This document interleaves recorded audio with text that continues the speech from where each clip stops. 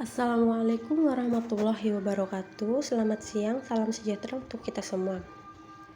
Baik, di sini saya akan mempresentasikan hasil tugas saya yang keenam, yaitu terkait tentang pengembangan usaha kecil menengah. Pertama-tama izinkan saya memperkenalkan diri. Nama Noviko Malasari, NPM 19010050, kelas M4R1A, mata kuliah Perekonomian Indonesia, dosen pembimbing Lor Hanson Debat Raja SEMM, Sekolah Tinggi Ilmu Ekonomi Banten. Baik, di sini saya akan menjelaskan sedikit tentang pengertian UKM. UKM adalah jenis bisnis yang dijalankan dengan skala kecil menengah dan bukan anak perusahaan atau cabang perusahaan manapun. Jadi, secara tidak langsung UKM adalah usaha kecil memiliki pemasukan di bawah 300 juta dengan jumlah pekerja di bawah 20 orang, sedangkan usaha menengah dengan pemasukan di bawah 500 juta dengan jumlah karyawan di bawah 30 orang. Adapun contoh UKM, usaha kecil menengah, yaitu yang pertama UKM kuliner. Bidang kuliner memiliki pasar yang besar dan dapat dimulai dengan modal kecil. Yang kedua, UKM fashion. Menjalankan usaha fashion dapat dimulai bahkan tanpa memiliki modal sama sekali.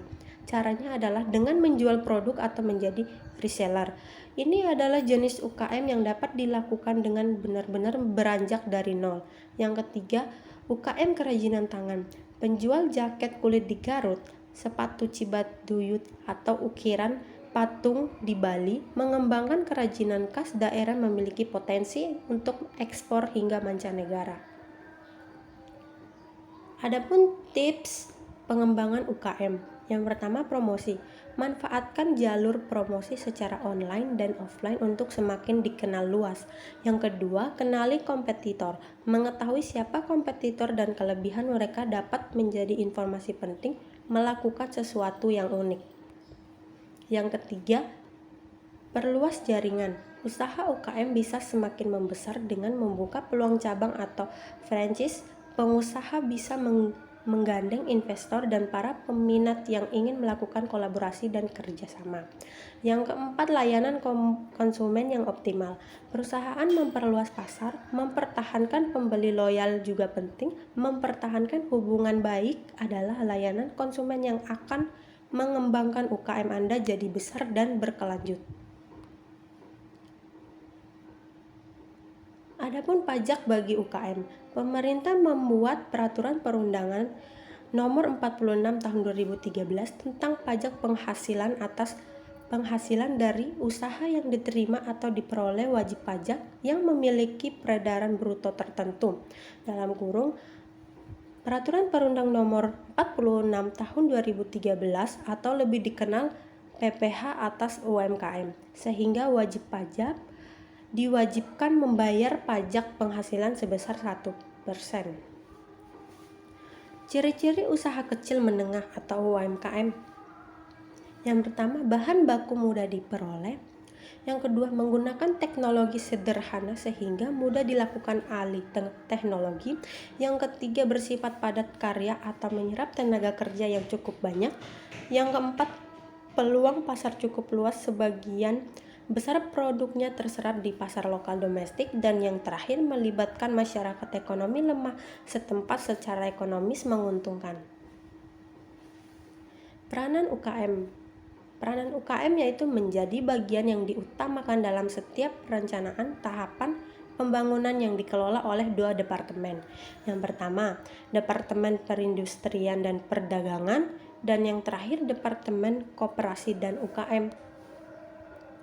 Permasalahan yang dihadapi oleh UKM atau usaha kecil menengah.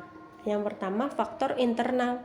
Kurangnya permodalan UKM karena pada umumnya usaha kecil menengah merupakan usaha perorangan atau perusahaan yang sifatnya tertutup.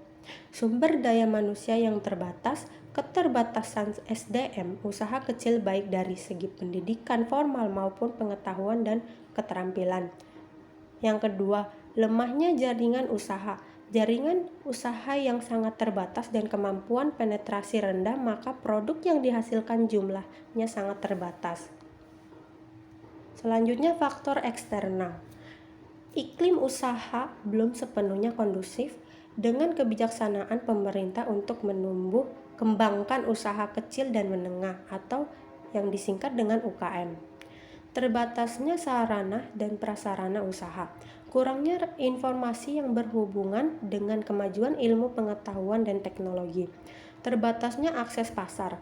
Akses pasar akan menyebabkan produk yang dihasilkan tidak dapat dipasarkan secara kompetitif baik pasar nasional maupun internasional. Peran usaha kecil menengah. Peran UKM dalam perekonomian tradisional diakui sangat besar. Hal ini dapat dilihat dari kontribusi UKM terhadap lapangan kerja dan pemerataan pendapatan. Fleksibilitas dan adaptabilitas UKM dalam memperoleh bahan mentah dan peralatan.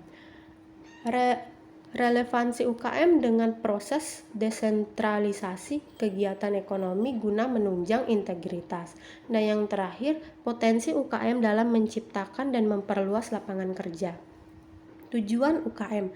Yang pertama, mengulas potensi dan prospek UKM dalam perekonomian Indonesia, dan yang kedua, mendiskusikan strategi pengembangan produksi dan pemasaran produk-produk UKM. Sekian presentasi dari saya. Apabila ada kesalahan mohon dimaafkan. Wabillahi taufik wal hidayah. Wassalamualaikum warahmatullahi wabarakatuh. Selamat siang.